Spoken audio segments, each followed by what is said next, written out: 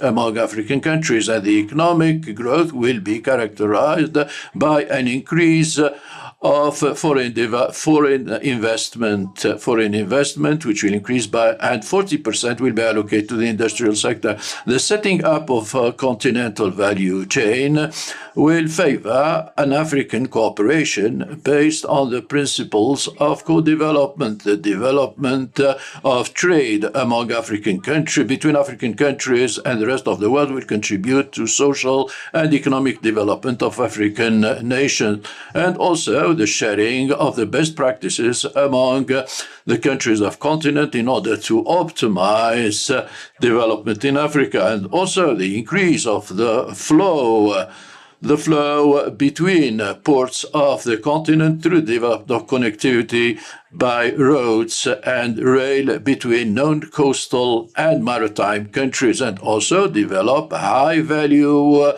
industries such as, for example, the car industry in Mauritania and Cote d'Ivoire, but especially that the improvement of the logistic performance could create a great important value chain benefiting from the Moroccan know-how and the logistic competitivity of the Africa-Atlantic space.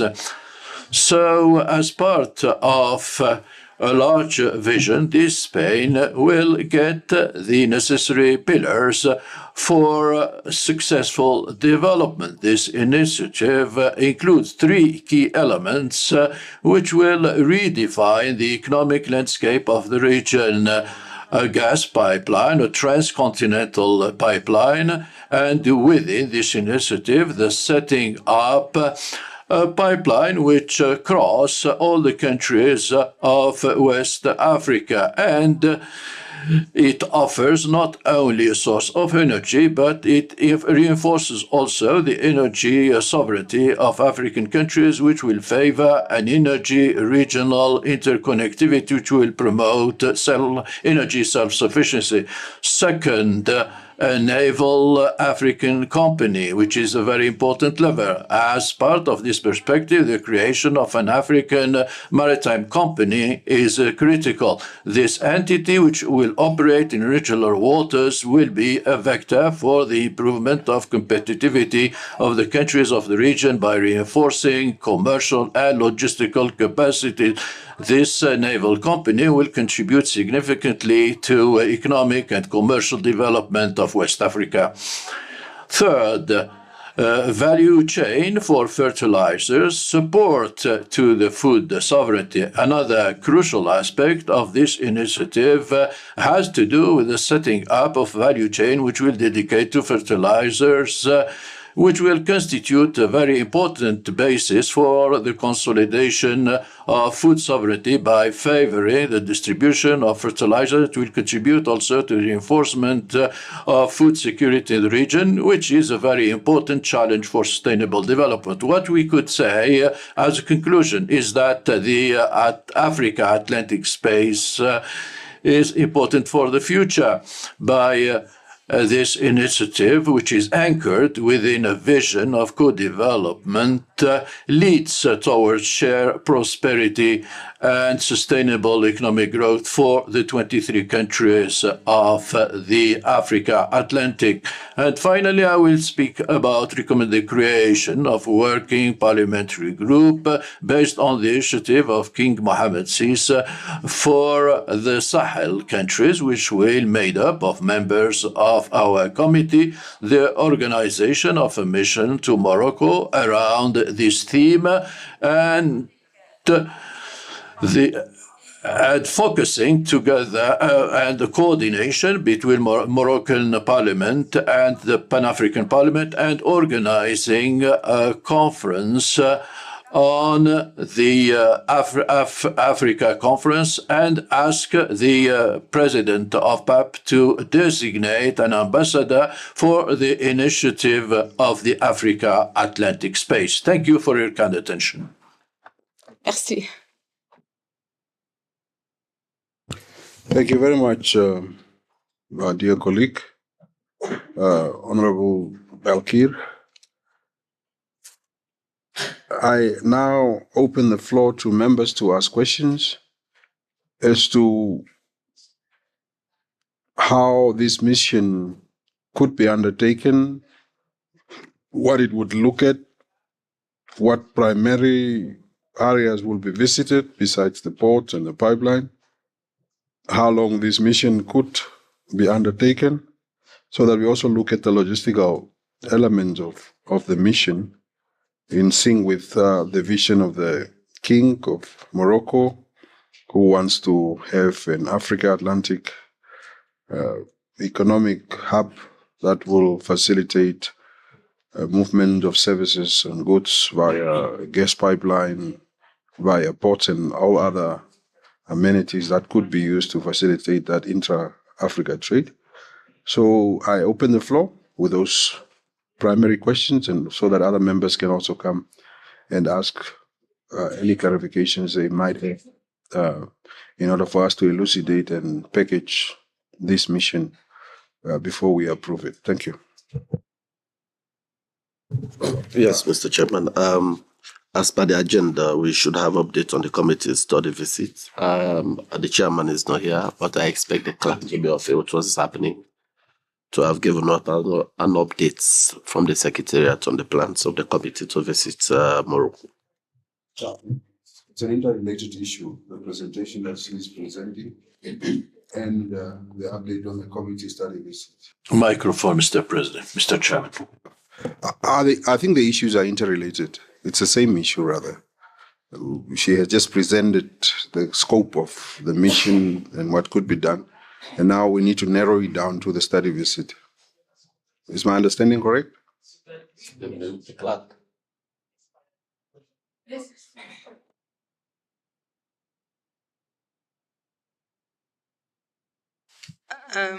Chair.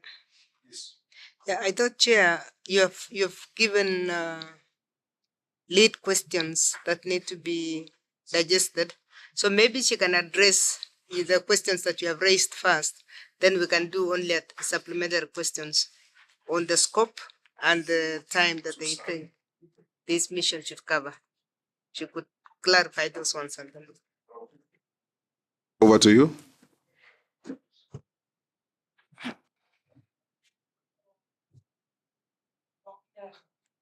So, I will speak in Arabic.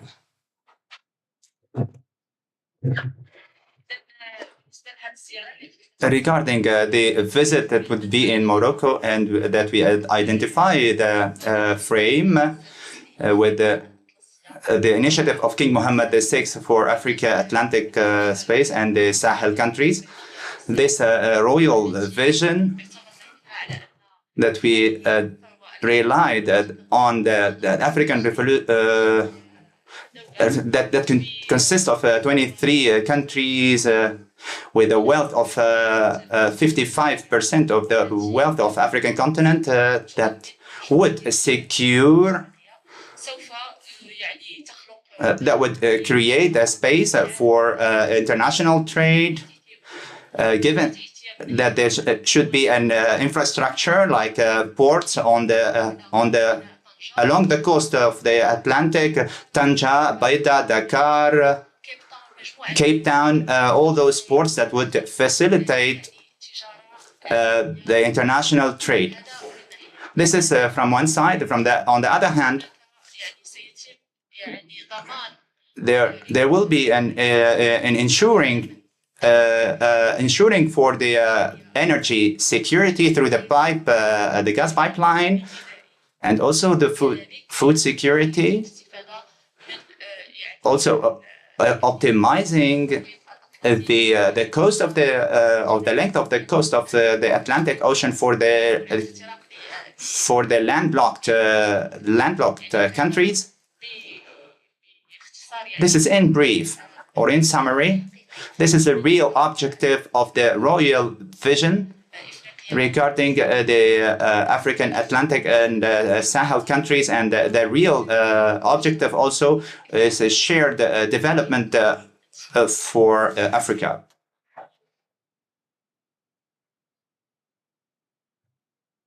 Thank you. Here I hear the fundamentals, the objectives of what the king envisaged to achieve through international trade, through the coast on the west, on the coastline of West Africa, and everything that we understand.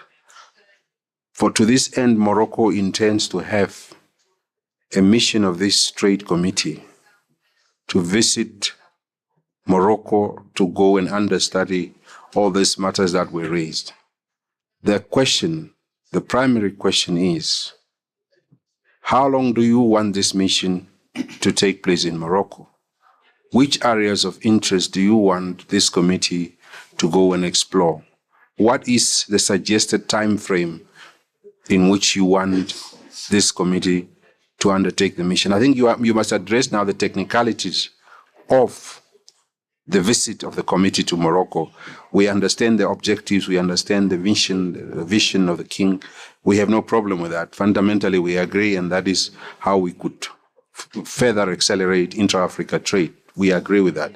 It's the technicalities of how and when, and those issues, the specificity of the mission that I want you to try to address, if you can address them.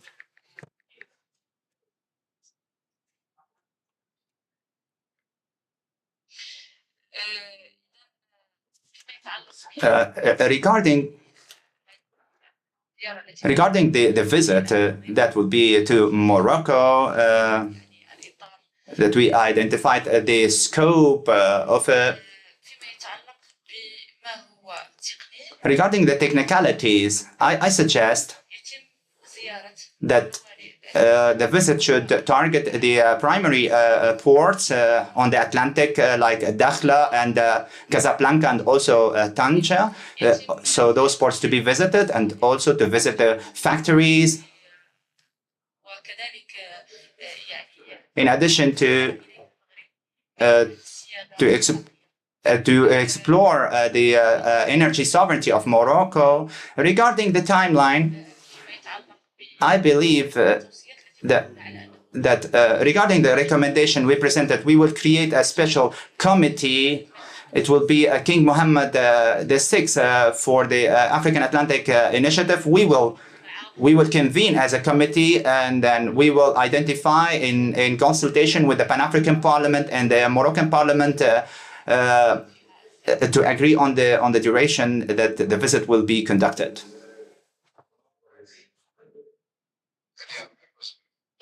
Questions?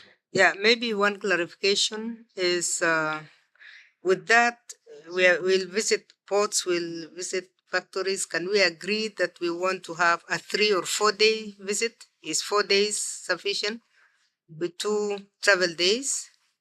If that can come out clearly, then we are able to plan. And then, okay, let me leave it at first. How long the meetings should take? I guess there'll be a session like this for us to sit together, so that and then when in the year is possible, because if we can know that, then we can start planning for ourselves in our own parliaments also. Okay. Okay, Honorable from Morocco suggested that there should be a committee, but since this is a workshop, which is our committee in collaboration with Morocco, I believe that we should remember when we had the AfCFTA workshop, there was a subcommittee that was created to organize the workshop. I believe that the committee should include maybe the chairman or the rapporteur, so they can come together and discuss and organize the program for the said meeting. I don't know how it's going to work, if they will do it online, but I think there needs to be a group with obviously members from our committee who will be part of the organization of the meeting in Morocco. It should not solely be led by the Moroccan government. It should be a workshop organized in collaboration with our committee for trade custom and immigration matters. So I suggest that members of the committee should be from our executive committee. Thank you very much. Yes, Mr. Chair, from the presentation, I believe it is this committee that is visiting Morocco. And so we should make our plans and communicate to the Moroccan parliament through the member of parliament. I noticed the chairman was asking the presenter if timelines, how. I think this is not an initiative of the Moroccan government. This is the initiative of this committee to visit the ports and other areas in Morocco. So we should do our internal arrangement and communicate to I believe we should do our internal arrangement, because I noticed the presenter is struggling to explain the timeline, how, the procedures. We should do all of that and communicate to them, and they will be ready to host us. And the last meeting we noticed, she was saying, we'll provide this, we'll provide that, we'll provide, but they will not provide air ticket, meaning they have the willingness of hosting the committee. Thank you. That's what I was suggesting, but instead of a big committee, there should be a small subcommittee organizing the event and work on the program for the meeting in Morocco. Yeah. Can I suggest that the rapporteur lead us, together with two members, to lead us to have a subcommittee that will be engaging together with the clerk of our committee to engage and report to the chairman or to myself on progress made on this matter. أنا أقترح أنه I suggest that we would be 5 members, including members from the bureau and out of the bureau, so we can organize this visit in parallel with or in coordination with the Moroccan Parliament. And if I'll propose the vice chair, the rapporteur, the lady from honorable from Morocco, and our sister professor from Kenya. Yeah, that's my proposition. The vice chair declines due to work pressure. Can we add yourself to that committee? Yes. And the rapporteur reports to the vice chair. Yes. So agreed? So agreed? Okay. Can we land that issue with that agreement? And I want to know the 5 members again. The 5 members is the rapporteur, yourself, the secretary to the committee, our brother from Seychelles, our good professor from Kenya,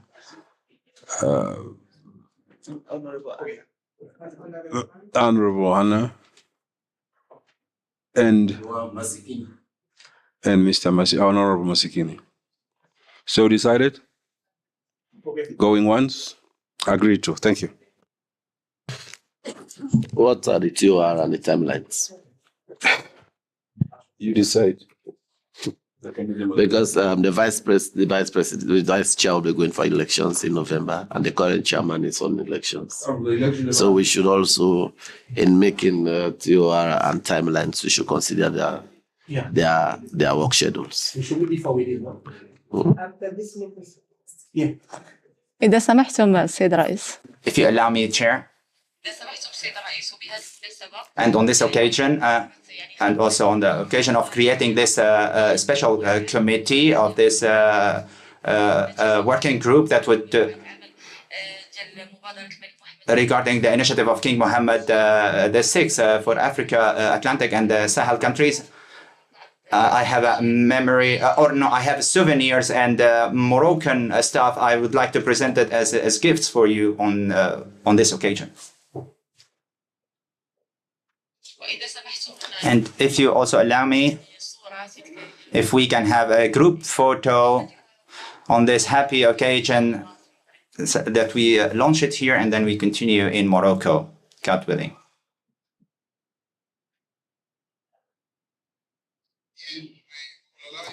I thought that you can give the gifts to the honorable members. مع الصورة. With the photo, please. Photo will be after the program. Then we can have the gifts after the program. Okay. Yeah. Then the photos will be good.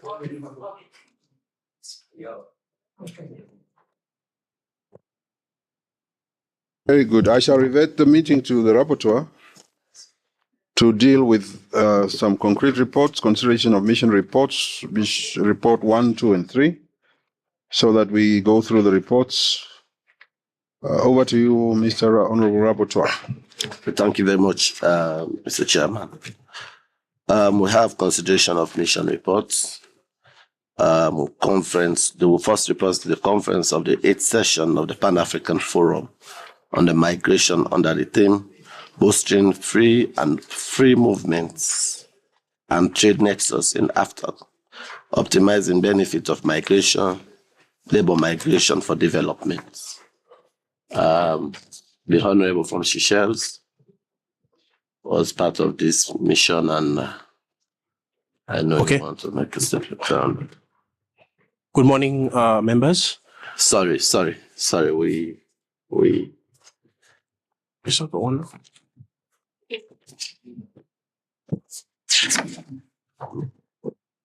Yes, the first mission report is on PAFOM and was held in Botswana. The chairperson of the committee was the one who participated. The report is there.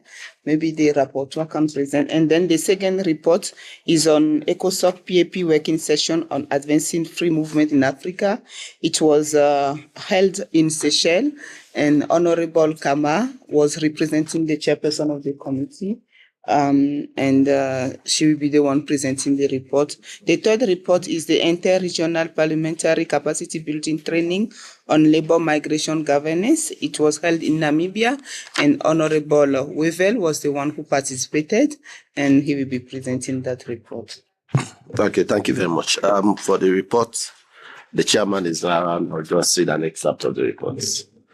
I will begin with the background. I'm not reading the entire report. We all have the reports as committee. I will give you the background of the mission. The senior officials conference of the 8th session of the Pan-African Forum on Migration was held in Gaborone, Botswana, from the 31st October to 2nd November 2023, under the theme Bolstering free movement and trade nexus in AfCFTA, optimizing benefits of migration, labor migration for development. The theme aimed at promoting an improved understanding of the nexus between migration, labor migration, free movement and trade by unpacking socio-economic benefits and positive multiplier effects of the relationship. In line with the African Union theme of the year 2023, acceleration of AfCFTA implementation, the conference also provided key recommendations for concrete initiatives that illustrate the nexus between trade and the free movement of people, especially labor on the continent, as well as their result contribution to AfCFTA implementation and continental integration. The Pan-African Parliament was represented at the conference by Honorable John Bonds Bideri, Chairperson of the Committee of Trade, Customs and Immigration, Honorable Jean Patrice Quirin, Chairperson of Committee on Health, Labour and Social Affairs, Honorable Beja Lamali, Chairperson of the Committee on Transport, Industry, Communication, Energy, Science and Technology. The members of Parliament were accompanied by Mrs. Marina M.A. Trinidad, Clerk of the PAP Committee on Trade, Customs and Immigration Matters. The purpose of the conference.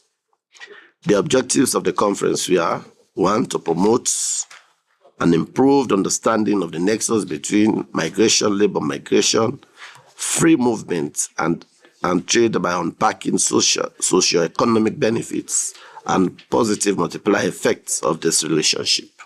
2, provide key recommendations for concrete initiatives that illustrate the nexus between trade and the free movement of people, especially labor on the continent, and the resultant contribution to continental integration and after implementation. 3, stimulates a discourse that highlights labor migration and migrates trade nexus in trade and migration as a catalyst to realize the African Economic Community single markets. 4, advance dialogue to deconstruct barriers towards advancement of free movement of people in Africa. 5, facilitates discussion to highlight the impact of legal identity and border management on free movement of AfCFTA. 6, explore digital technology advancements for gathering of accurate data and information to generate critical statistics in context of free movement, labor migration, and migration of development. 7, engage the facilitate and regional parliaments and regional economic communities, RECs, to facilitation of migration, labor migration, and trading after. I will now go to the recommendations. Honorable members, the following are the key recommendations from the conference. 1, on the Nexus trade mobility, labor migration of the AfCFTA,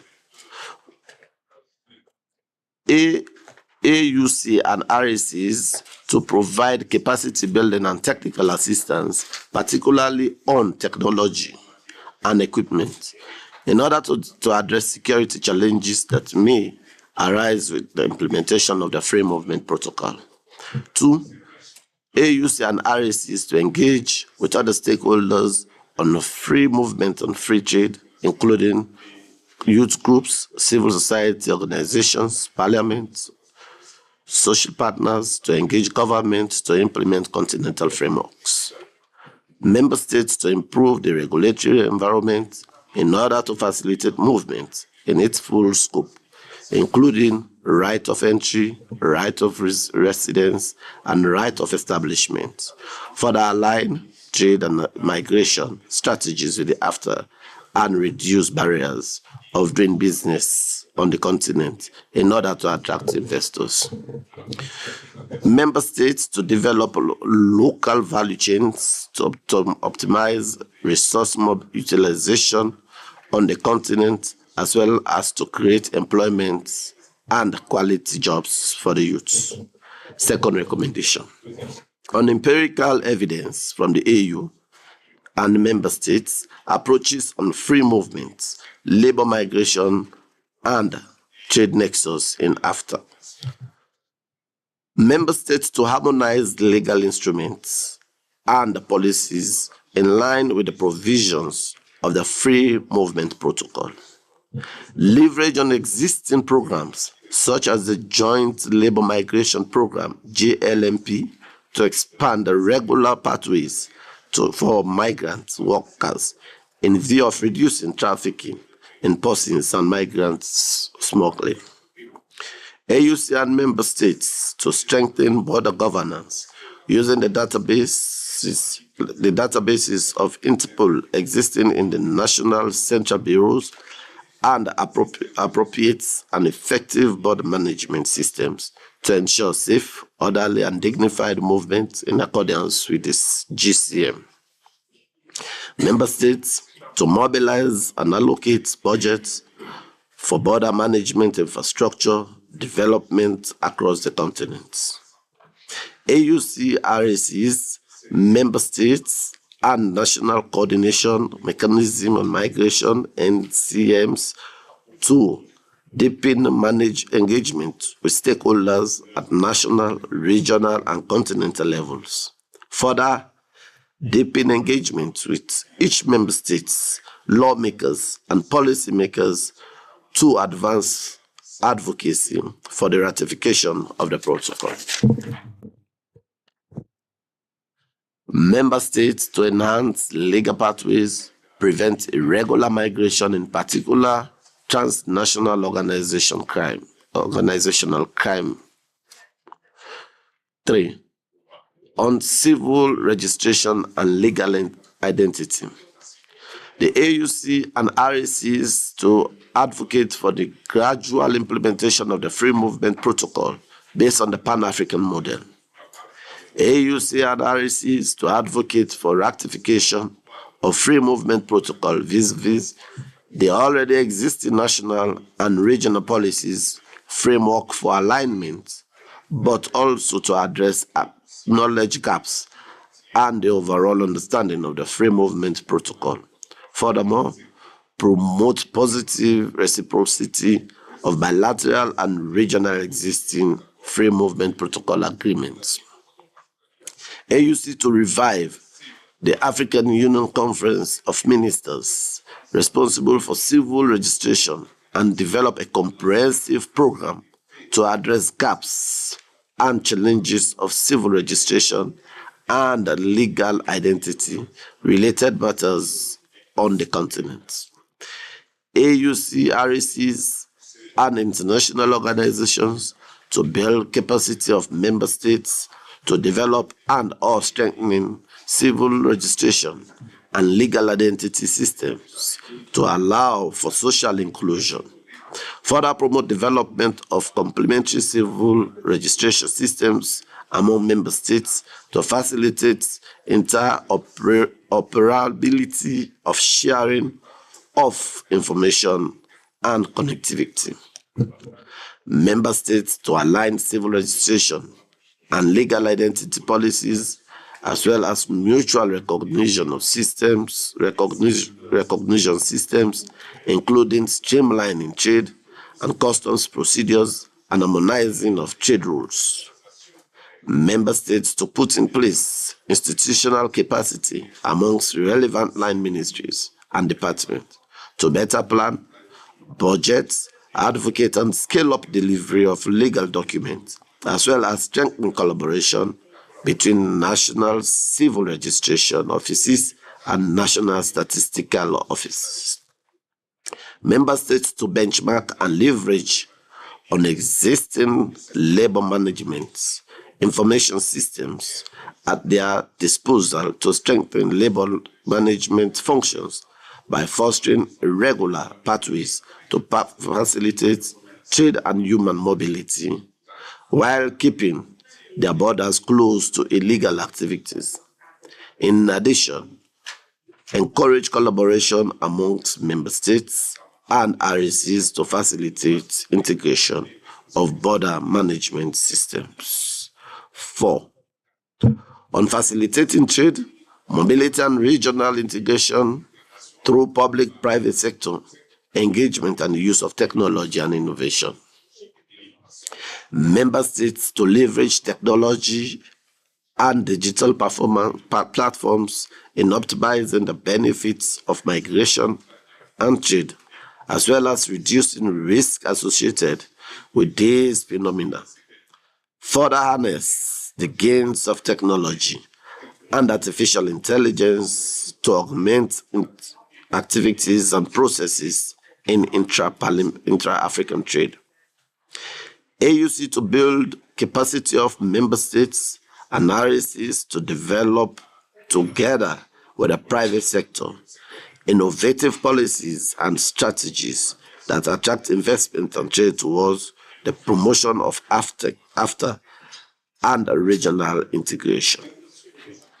AUC, member states and RACs to sensitize the private sector, especially SMEs, on the Free Movement Protocol and raise awareness on benefits of movements to facilitate trade for development in the context of AfCFTA. Further development and establish initiatives that support and boost SMEs to increase their competitiveness in the continental markets.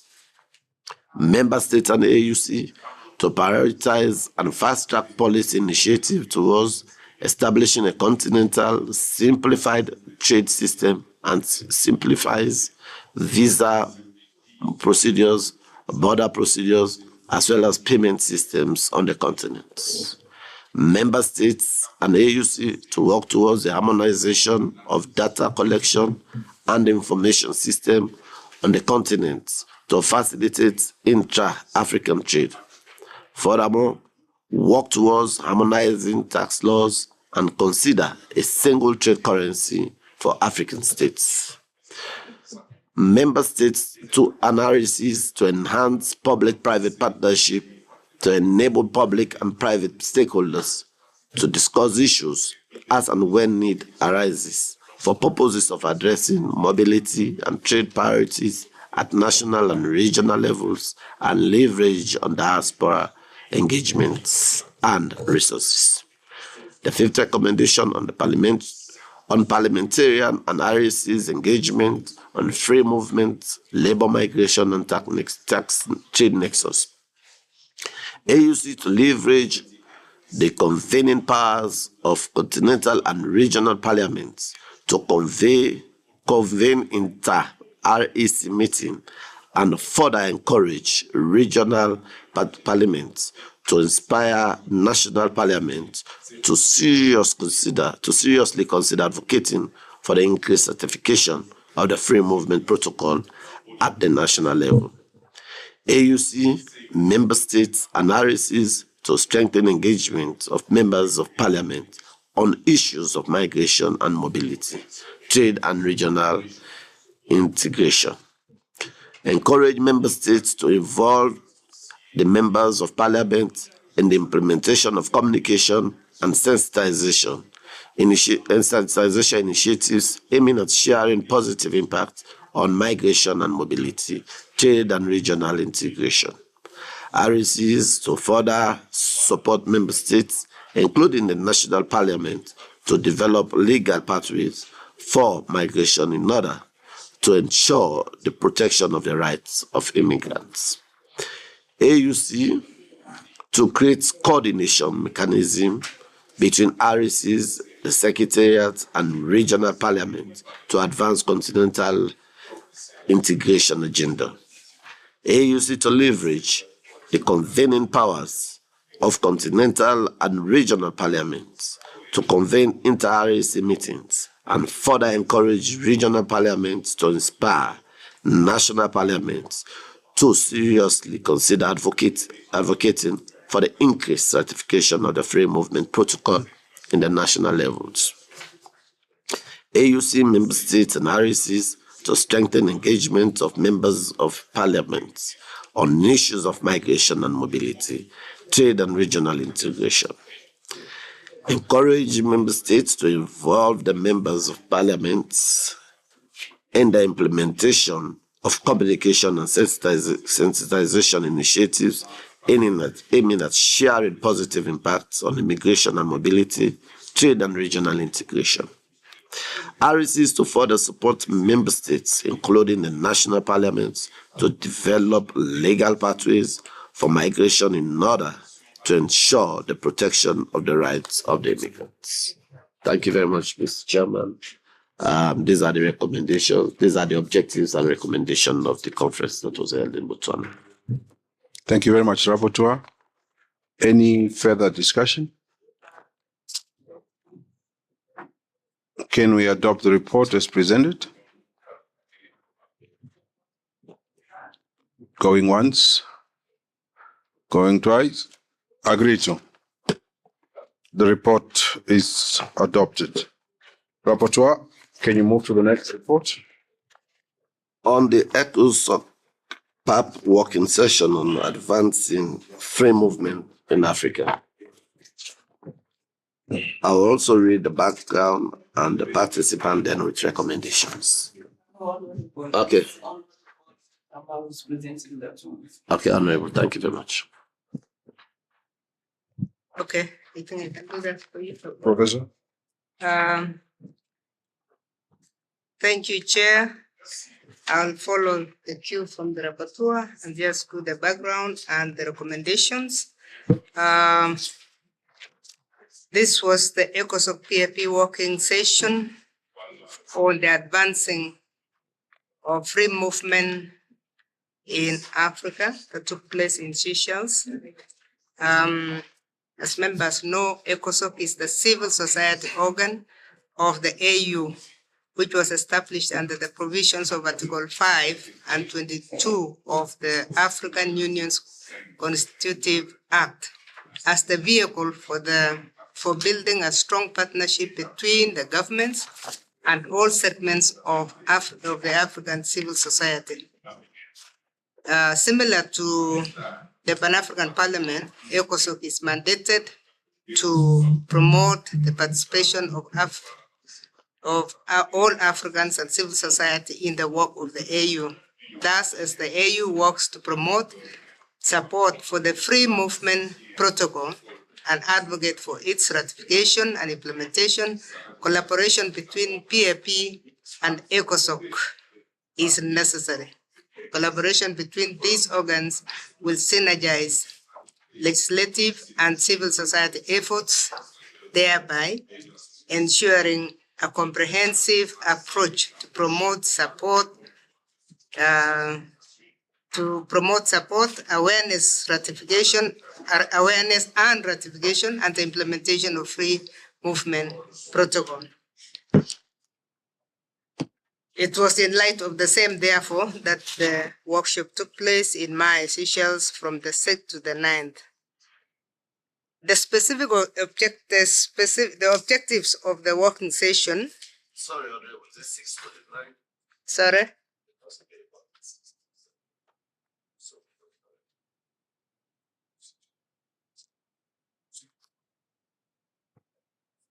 Sixth to the 7th, yeah. 6 to the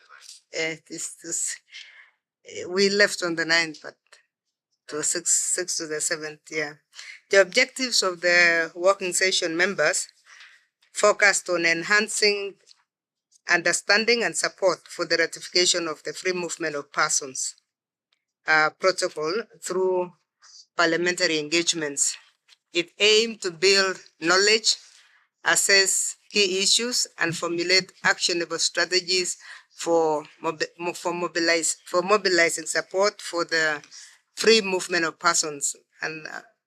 And the specific objectives were: 1, to build African parliamentarians' knowledge of the free movement of persons protocol, especially its benefits and the opportunities it presents. 2 was to engage influential member states in an in-depth assessment of key issues affecting the ratification of the FMP. Engage influential member states, engage and influence member states.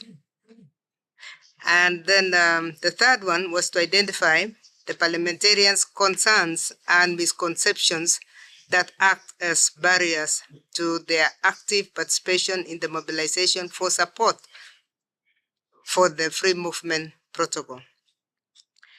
4 was to equip parliamentarians with the knowledge of the benefits of ratification and strategies for effective lobbying. I'm happy, Chair, that we had a program the other day where we had a member by the name Yavi. We had a presenter by Yavi that really explored on this in depth. So I think now we are a little bit knowledgeable as a committee. I will go straight to the key matters which arose, outcomes, and recommendations. So I'll move to page 4. The key matters that were dealt with was the need for awareness and sensitization. The presentations highlighted a lack of awareness of understanding among policymakers and stakeholders regarding the contents and implications of the free movement protocol. Many parliamentarians in the room, in fact, expressed a need for more information dissemination and sensitization efforts to address this gap.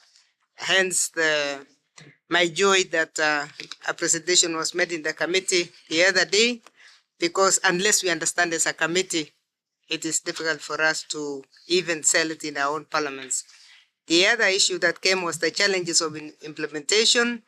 This discussion underscored the challenges faced in implementing the free movement policies across African regions. These challenges include varying levels of implementation among regional economic communities themselves, and concerns about security, inequality, and economic disparities. Whether real or not, these are some of the challenges that are causing suspicion and are reducing the level of implementation. 3 was the legal and regulatory frameworks. While the protocol outlines a comprehensive legal and regulatory framework for facilitating free movement mechanisms, there is still conflict with national laws. The 4th one was the protection of human rights. Emphasis was placed on the protection of human rights, including the right to freedom of movement and residence, as enshrined in the International Declaration and Charters. Participants highlighted the importance of ensuring that the implementation of free movement policies does not exacerbate inequalities or pose threats to peace and security. Chair, the recommendations are as follows. 1, there is need for intensive sensitization campaigns, intensify campaigns to raise awareness among policy makers, parliamentarians, both within PAP and in our national parliaments, civil society organizations, and the general public about the free movement protocol, focusing on its objectives, its principles, its benefits, and addressing the concerns that have been raised as outlined above.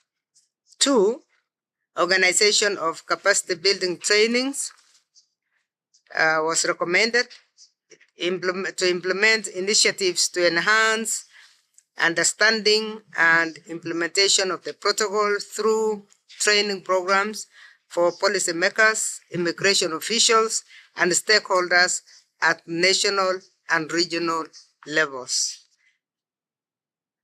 Recommendation 3 is harmonization of laws. We need to make efforts to harmonize national laws and regulations with the provisions of the Free Movement Protocol to ensure consistency and smooth implementation, possibly through legislative reforms and collaboration among member states and regional economic communities. And this is very important for this committee to note, whether we are going to come up with a model law or we are going to individually deal with it at our committees, in our national parliaments. It is something that we really need to take on, because that is our role as members of parliament, legislation. The 4th recommendation was monitoring and evaluation. Establish a mechanism to monitor and evaluate the implementation of the protocol, track progress, identify challenges, and address gaps in a regular manner, particularly regarding its impact on security, economy, and social cohesion, which are the 3 key areas of challenge that were identified. 5, the 5th recommendation was engagement with stakeholders. To engage with a wide range of stakeholders, including governments, parliamentarians, civil society organizations, and regional bodies through collaborative efforts and dialogue platforms to exchange best practices and facilitate coordination. Another recommendation was prioritization of parliamentary engagements involving goodwill ambassadors, influencers, and special envoys. Next recommendation is the effective utilization of digital strategies for promoting the free movement protocol. Establish a parliamentary network of advocacy to advance the cause, organize parallel events to raise awareness and garner support, integrate civil society into educational initiatives to enhance understanding and participation, and finally, to maintain continuous dialogue and education among policymakers, civil society organizations, and the public to address concerns and build momentum for ratification and implementation. Mr. Chairman, I want to underscore the use of the one recommendation, that is to establish a parliamentary network for advocacy to advance the free movement of persons. This is something that each one of us can actually advocate for in our national parliaments, so that we have a caucus of people who are advocating for free movement within Africa. That way, we will have a forum at the national level where we can actually advocate for this free movement, not only for purposes of ratification, but also for purposes of demystifying the fears that came out, that everybody feels we are unequal and we might lose, because there is very little that any of us can lose from a neighboring country as we stand right now. But the fear is there. Chair, further, it was agreed that there are a few steps to be taken, that is the sensitization and campaigns, the research and data sharing, demystifying the free movement of persons protocol, reassurance and awareness campaigns, and engagement with CSOs. Legal amendments that are required, as I mentioned earlier, parliamentary and ECOSOCC collaboration also became a very important thing, because we were meeting ECOSOCC, I think, as this group for the first time, and we need to engage them more. So we need to write to national parliaments, and ECOSOCC proposing collaboration for country visits to engage stakeholders and guide on the free movement of persons. Pan-African Parliament Committee formations, as we said, we need to advocate for formation of a committee in the Pan-African Parliament to monitor and support the ratification of conventions, of this convention. Assist ECOSOCC to also ensure that we become part of they become part of the parliamentary process, because ECOSOCC is an outfit of the African Union itself. The ECOSOCC and Pan-African partnership is therefore became a very important resolution in our workshop. Pan-African Parliament new member orientation, that ECOSOCC should develop an explainer for new members of the Pan-African Parliament. Organize regular media briefings so that we are all updated, because we discovered that even those of us who attended had very little knowledge about ECOSOCC and their role in all this. PAP and ECOSOCC should formally acknowledge and accept their roles as primary champions of the free movement of persons protocol and continue working together as ambassadors. This will ensure a smooth implementation, and as Chair has been insisting that this is one of the most important committees in the. This is the most important committee in the Pan-African Parliament. It is true. We are saying that unless trade and free movement is done, we are not able to actually integrate. Resource mobilization was also one of the comments. Capacity building and exposure, engagement with RECs and national parliaments. This is very important. How we do it, this committee should look for a way of engaging the regional economic communities and our national parliaments. And we agreed that we schedule specific sessions and meetings with RECs and national parliaments to ensure alignment and support at all levels of governance. These sessions should focus on harmonizing regional and national policies with the free movement of persons, addressing legal and administrative challenges, and fostering a collaborative approach towards free movement in Africa. Then there's the dissemination of success stories to address and dispel fears and misconceptions about the implications of free movement. We need to start highlighting and disseminating the success stories of countries like Seychelles, Comoros, and Mauritius, where there is free entry and free exit, and they have not been brought down. I think the members will be able to testify on that one. And then we agreed that there is need to have regular joint meetings, schedule regular joint meetings between ECOSOC and PAP to ensure ongoing communications, review progress, and plan future actions. Chair, I want to add that when we talk of engagement of national parliaments, engagement of RECs, as a committee, to be able to fulfill what you have said, Chair, as being a very important committee, even when you go to Morocco, I think it will be very important to have an interaction between us as a committee and the Moroccan committee that deals with trade, so that everywhere we go, we are selling integration of Africa. Everywhere there is a session, we need to do that. So in conclusion, Chair, the ECOSOCC-PAP working session was pivotal in advancing the discourse on free movement in Africa. The session achieved its objective of enhancing understanding and support for the free movement protocol, identified barriers to ratification and implementation, and formulated a comprehensive action plan.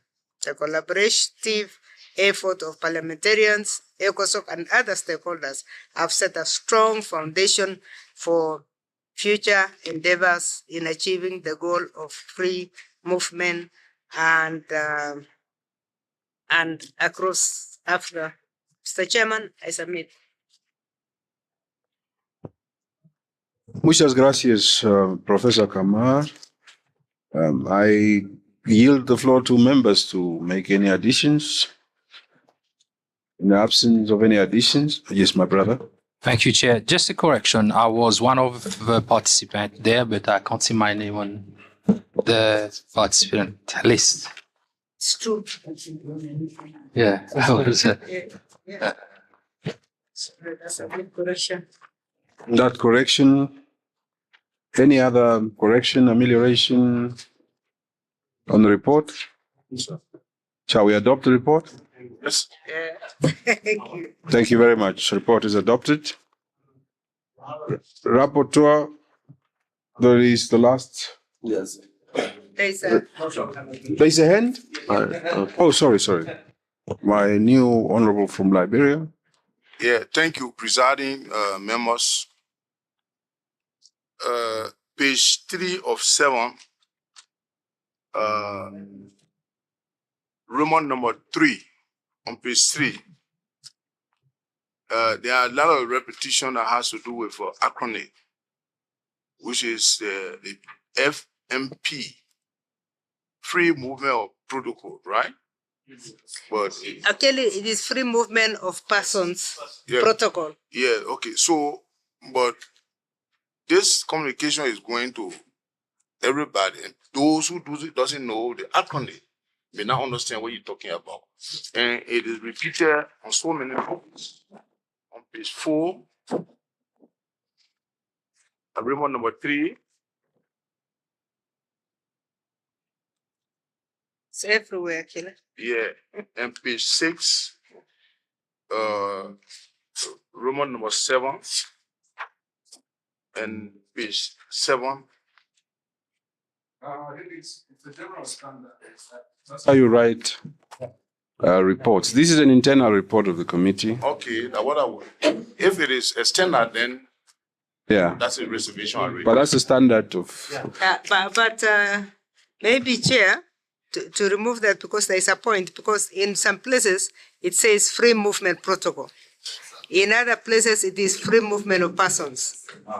So I think on page 2 it is actually right. It says free movement protocol.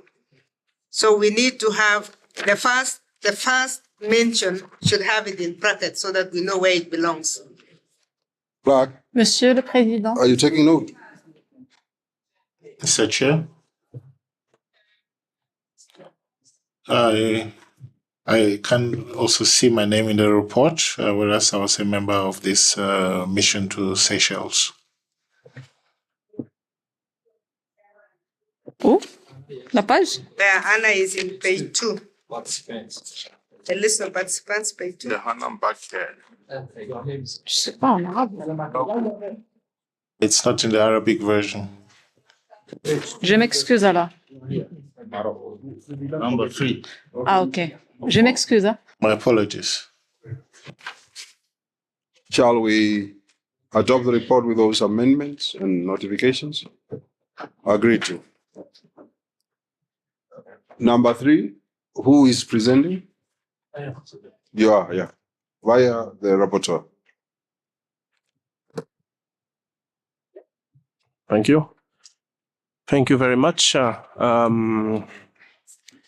It's a very comprehensive and detailed report, 9-page report, so I will not go through all of it. I will simply do a summary of a report. I had the privilege to participate in the Inter-Regional Parliamentary Capacity Building Training on Labor Migration Governance held in Windhoek, Namibia, the home of our Vice Chairman, from the 7th to the 8th of May 2024 on behalf of the chairman of our committee, Honorable John Bideri, for the Pan-African Parliament. The aim of the workshop was to contribute towards the implementation of recommendations 35-36 from the 8th Pan-African Forum on Migration Platform 8, the Gaborone Call for Action. The focus was on enhancing the role of parliaments in supporting right-based, gender-responsive labor migration governance in Africa and promoting inter-regional parliamentary cooperation. Backgrounds and objectives. The training was rooted in the Migration Policy Framework for Africa and Plan of Action 2018-2030, which underscores the importance of labor migration and the need for stronger bilateral and multilateral cooperation to foster regular migration and reduce irregular migration. The workshop aimed to enhance the capacity of parliamentary bodies to support labor migration governance for the ratification, adoption, and implementation of relevant legal and policy framework. Opening ceremony, key officials delivered opening remarks, emphasizing the significance of managing labor migration to ensure the stability and development of African countries. In my opening remark, I highlighted the crucial role of parliaments in protecting migrant workers' rights and contributing to national development through legislative action. As we all know, many of our people from our nation migrating to foreign countries, especially in certain regions, in the Arabic region, we've had a number of reports of our people subjected to harsh treatment, and we've had deaths and mistreatment of many of our migrants coming from our country going to overseas countries. They've not been treated in a proper manner. So this is something that we really need to zoom in upon and work on protecting the rights of our people. Training module, the workshop covered 6 modules. Number 1, introduction to labor migration governance in Africa, definition, concepts, and trends. 2, perception and perspectives on labor migration, reflection from regional and national parliaments. Global and regional context on international migration, international and regional migration laws, and their linkage and national laws. 4, cooperation on labor migration governance, partnership and best practices in labor migration. 5, labor migration data in Africa, enhancing data collection and usage for effective labor migration governance. Again, there's a challenge in our African country in collection of data, in having the correct data on the movement of people from within Africa, from one African country to the next. We're having difficulty to have a real data, real-time data, collecting correct data of how many people are moving from one country to another or on the African continent. This is something we need to work on in collection of data of the movement of people on the African continent. labor migration governance and the policy cycle, the role of parliamentarian in labor migration management, key discussion observation, participant made several observation and recommendation, commitment to governance, a reaffirmed commitment to improving labor migration governance, protection and enforcement, emphasize the need for legal protection and enforcement to protect migrant workers from abuse and exploitation, labor demand and supply, address the imbalance between labor demand and supply, particularly in agriculture and the informal sector, construction sector, etc. Harmonizing and data sharing, called for harmonization of definition and data collection methodologies to improve comparability and data sharing across member states. Advocacy and sensitization highlighted the importance of continuous advocacy, including effort to combat xenophobia and promote the ratification and relevant legal instrument. There is no room for xenophobia on the African continent. Recommendation: continuous training. AUC to provide ongoing training for new parliamentary members. Collaboration and dialogue, strengthen collaboration between AUC, parliaments and RECs, secretariats, and establish a platform for social dialogue on labor migration, something which Senator Professor Kama spoke about in the presentation of her report earlier. Resource allocation, advocate for increased budget allocation for labor migration governance. Awareness and advocacy, raise awareness about the situation of migrant workers and promote positive narratives on labor migration. Unfortunately, in many of our respective countries, migration is not viewed in a very good light. In fact, our perception of migration is not necessarily very good. We need to change our perception of our people, but there is a need. We do need migrant workers, especially where I'm from. With such a small population and our country growing, especially in the tourism industry and the fisheries sector, we don't have enough workers. So we definitely there is a need for migrant workers to come in and help us to better our economy and help our economy to move forward to another level. Legal instrument, promote the ratification and legal implementation of AU, RECs, and international legal framework. So there was a proposal for follow-up activities following the workshop. So we concluded with a number of proposals, several proposals in fact, including an annual data survey, with new indicators, a platform for social dialogue on ethical recruitment and skill matching, and the inclusion of regional parliaments in the Africa Diplomatic Indaba, which we are not represented on. Conclusion: the capacity building workshop successfully enhanced the understanding and skills of parliamentary members on labor migration governance, enabling them to better fulfill their legislative roles and contribute to the effective labor migration governance in Africa. So in general, it was a very good workshop, very informative, and the presenters were all at a very, very professional, and so in general, I believe such a workshop we need more of such workshop, like the one we've had in Seychelles and in Namibia going forward, and hopefully the one that is going to be held in Morocco will also be at the same height and will definitely help in the improvement of migration on the African continent. With this said and done, Mr. Chairman, I submit. Thank you.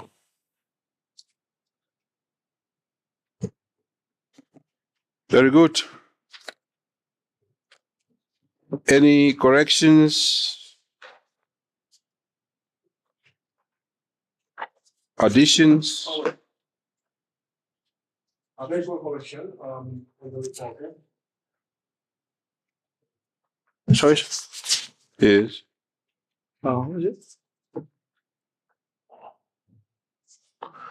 Yes, especially on the French report.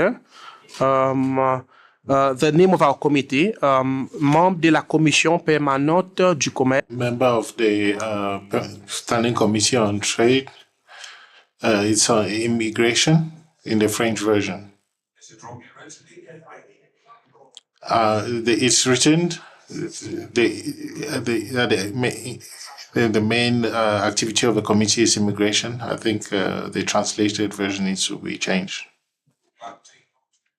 Trivial to write committee names wrong, so it's not necessary. Any other additions?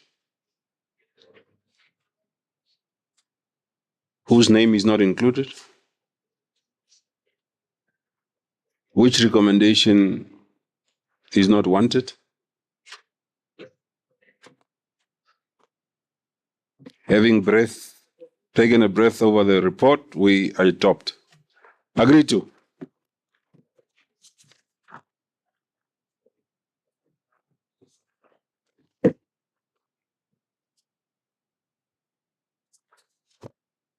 It is my sincere belief that we have expended all committee reports.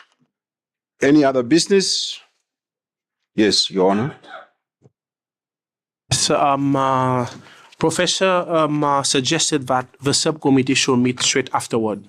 So we have some time. We might as well meet and discuss the program. Thank you. Any other issue? Yeah.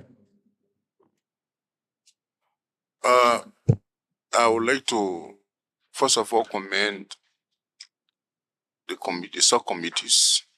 There are several recommendations being made specifically to internalize the newcomers. And we are very much curious to know what could be the time frame and what modality can we put into place, because some of us are eager to be fully partaking in every activities. And then more besides, in order for new members to also be welcome to the system, I would have thought that the committee that was set up in our presence, specifically for Morocco, and one of the new lawmakers could partake in the process as an eye-opening, engagement. So that is my concern.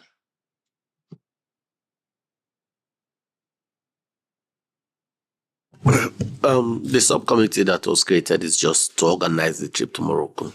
I believe the leadership of the committee will have to decide on the people that will be going for the Moroccan trip. If we have funding, we believe the entire committee will want to do that trip, including the new members. My very last issue is that, and I just want to probably throw the spanner in the works, that we are approving all these reports with marvelous recommendations, but we just leave them there at recommendations level. What, in your good informed view as members of this committee, should we do to pick on those issues, many of them that are no-brainers, to keep the conversation relevant on the continent? Because I look at all these beautiful recommendations. They go into a report, we report to the plenary, they die until there is another workshop. And I think if committees in their functionality one of the biggest weak links that these parliamentary committees of PAP have is that they do not have a, quasi-direct link with the populace. We don't go sit in Kenya, in Nakuru, talking about free trade, or we go to Ghana or Mauritius. We are a committee that deals with more workshopping on issues. So I always find it very difficult in my head, in my own study at home, when I reflect on the work of parliamentary committees, especially this one at PAP. How do we really ignite the marvelous recommendations of workshops that we are spending thousands of dollars to attend, and to keep those things alive? For example, can't we have perhaps a tracker? Like every meeting that we attend, next session we have a tracker on, we have given ourselves this commitment to do A, B, C, and D. Let's track whether we are making progress. Like Professor Kamar said something very fundamental to say that, why don't we go to Morocco and not engage Moroccans and not forget to engage the Parliament of Morocco. But that way we are creating a synergy of cross-fertilization, of learning what the others are doing, and us also informing ourselves. But my problem is just that all these recommendations of 3 good workshops that would be put in a plenary report, chairman will make a good report, finish. Are we really serving? Are we really serving the purpose? And I want to ask members, what is it that you should do to engineer a new approach? Maybe to have a tracking system to say, in every report, what are the 3 major things that we have taken as a committee that we must do? So that when we come back again, we see whether we have made progress on those 3 recommendations. But if you look at a continuation of reports, I've been a chairman of this committee, I'm now a deputy chairperson of this committee, many workshops that we had, attended, recommendations, but have we acted upon them? I mean, I look at the simple issue of this free movement of persons. Do we even know whether our own countries have ratified these protocols? Are we tracking them? Are we keeping our own legislatures alive to the issues of free movement of persons? I mean, the only time that I hear Africans talking about the free movement of persons is when Africans are dying in the Mediterranean. Then we have a big brouhaha on Africans being mistreated and so forth. But otherwise, when people come to our countries, we don't want them. What are these people doing here? Are they taking our jobs? Are they? And I think I'm as a chairman, I'm worried about the committee's effectiveness at really keeping these matters alive. They seems to be fading and dying in front of our eyes. And I want to put it to all of you to see, perhaps what is it that we can do differently to be able to keep the issues alive and to start working on them. I give the floor over to. Thank you, Mr. Chair. You emphasize on a very important thing that Professor Kama said earlier. How do we ignite the fire? I mean, I do agree with you that her proposal that when we go to Morocco or whatever country that we will go for workshop, or that we need to engage the parliament, especially the committee responsible for trade, custom, and immigration matters in the country that we're going to head a workshop, or even when we are to attend, we are to represent our committee in the various workshops, we should try to engage the parliament, especially the committee on trade in the country that is holding whatever workshop. I think this is something that we need to start with. It should be on the list of priorities of what we should be doing as a caucus. And in the presentation we had 2 days ago, I hope I'm saying her name right, Miss Madurai. Yeah, the lady who did the presentation. She mentioned something because there is, I think, the name, the acronym, the name, free movement of people, is something that we need to really look into. The free movement of people, free, especially the word free, is giving the wrong perception. So whenever we hear the word free, we think that it's uncontrolled, unregulated movement of people across Africa. I think this is something that we really need to zoom on. And I think we need to support the change from free movement, as she mentioned, to facilitated movement of people. Once we move the word free, then it will help in removing that misconception, the misunderstanding that free movement is just opening our borders and allow people to come in anyhow without any regulation or without any control whatsoever. So this is something that I think we need to support, the change of a name from free movement of people or free movement of person to facilitated movement of person. This is the first step that we need to take in order to change the mindset and perception out there. Thank you. Thank you, Presiding. That has been a very much resourceful inquiry. And basically, as a committee, we are obligated to report. And reporting in a context is consciously transmitting account of an event to authorized person. So with respect to your question, I believe that we can use the North African region as a case study. In most of the reportage, you may mention about border crossing, free movement of people, and etc. So for example, if we can take the entire Northern Africa region, that whenever we get to Morocco, having visited the ports, then we also go to the border line between Morocco and another country, neighboring. inquire how the immigration allows citizens, how are the free movement of citizens in that area. We have a photograph recording. And then the customs, their declaration system at the border, and what are the tariff rates are they using, whether it's harmonized or not. We capture that. Then we also look at the issue of, we talk about trade, customs, is it seen as trade, right? Okay, the commerce, how do they accept goods from another country to another country? How do they declare it from the from the trade perspective at the Ministry of Commerce at that particular country?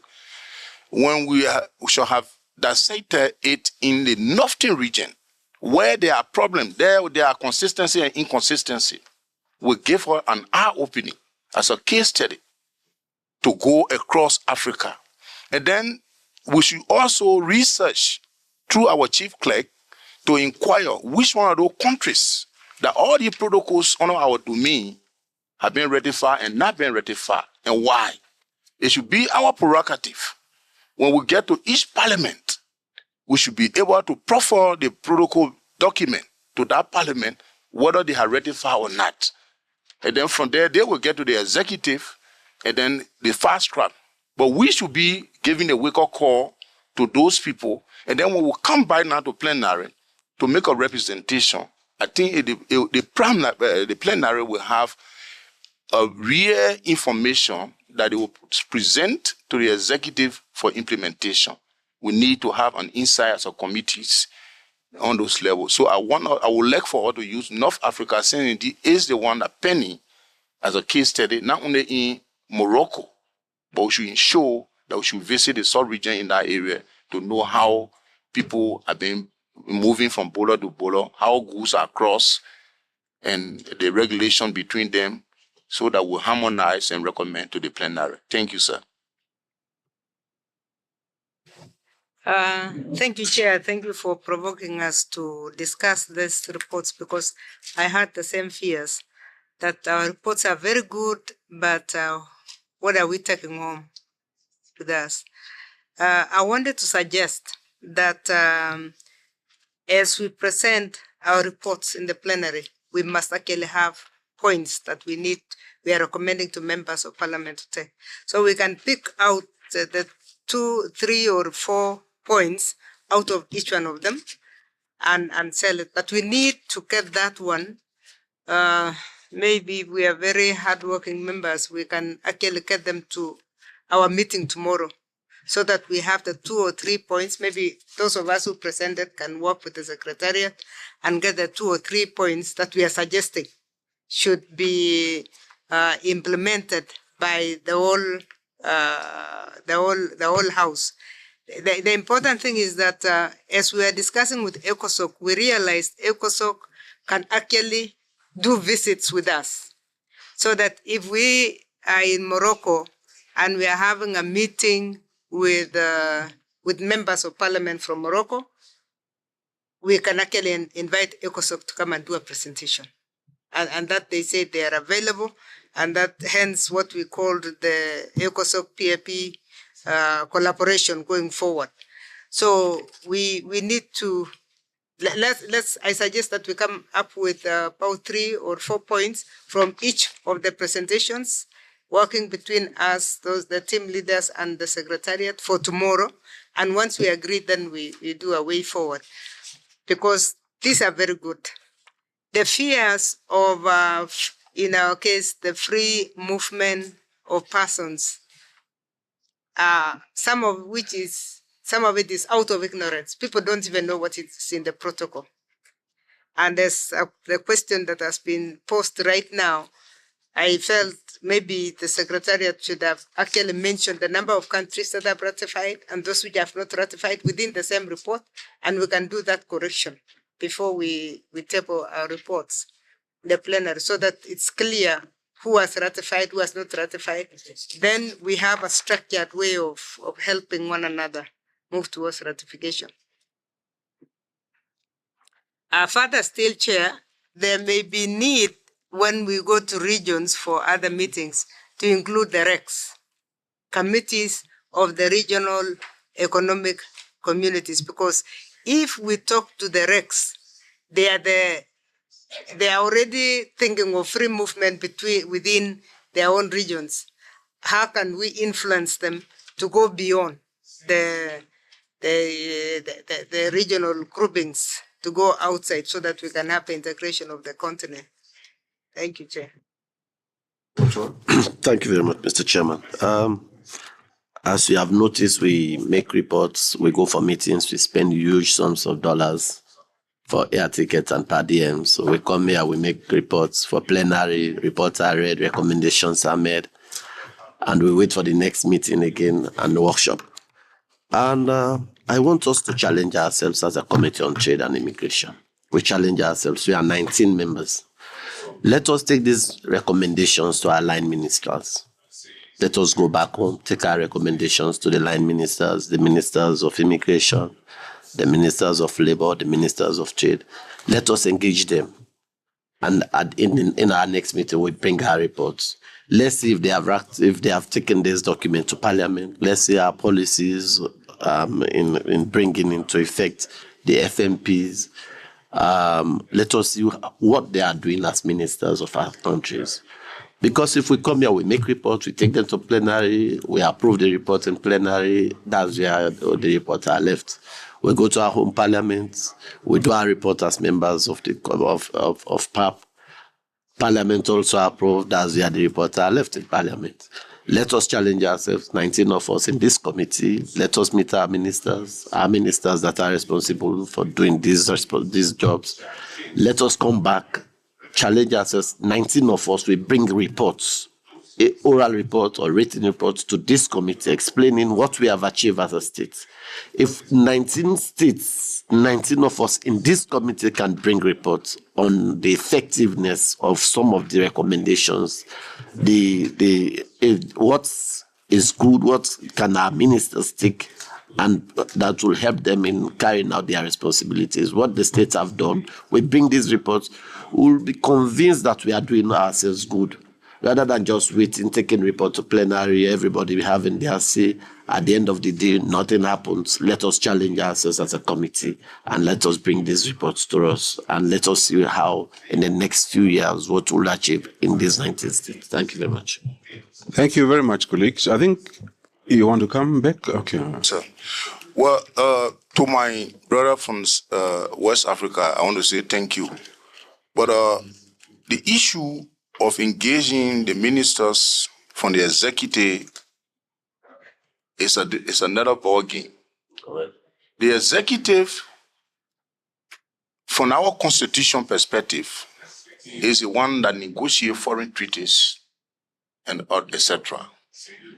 And for it to be domesticated, it must be ratified by the House or the both houses. In order for us to have legitimacy in engaging this issue at our various community levels, I would suggest that the chairman make a recommendation to the PAP president, informing the AU heads in the various country that our colleagues or our members from this country have been given certain tasks to perform, and therefore they should be given the opportunity to various institutions so that you can inquire. But that you will be authorized. So that's my suggestion. Very good. Lastly, I think it's good that we are just thinking ahead of our time, that we shouldn't waste our time at PAP having tried to do something that we are not achieving.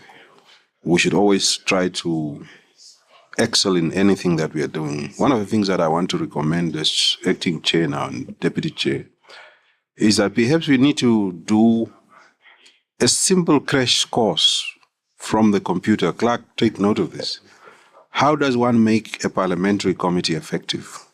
And then we look at best practices of what the European Union are doing, what other international committees are doing at Congress, wherever, so that when we meet on any other business, we'll also spend time on reviewing our own work. for us yearning to excel and to be able to really represent. Because this thing, when people, you are going to PAP, a citizen will always wonder, you are going to go do what for us? What do you go do there? Who do you represent? What benefit do we get there? The only time that we hear about PAP is when you guys are fighting on the plenary.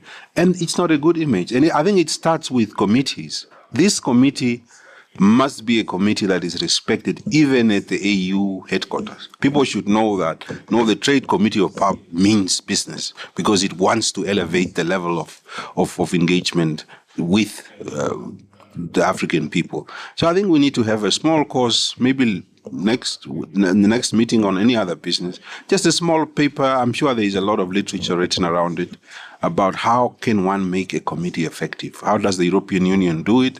How does the US Congress, the Latin America, Brazil? You can talk 2 or 3 countries. So that we look at how we can really bolster our work. And I want to thank our staff members that are seated around us. Most of the time you don't get the respect that you deserve because it is through our staff that we become effective. And I always say that my chief of staff is here. She's my boss in regard of guiding what needs to be done. So most of the time we just think, parliamentarians, we are the big shots. But it's our staff that drives our agenda. And there must also be a synergy that grows that.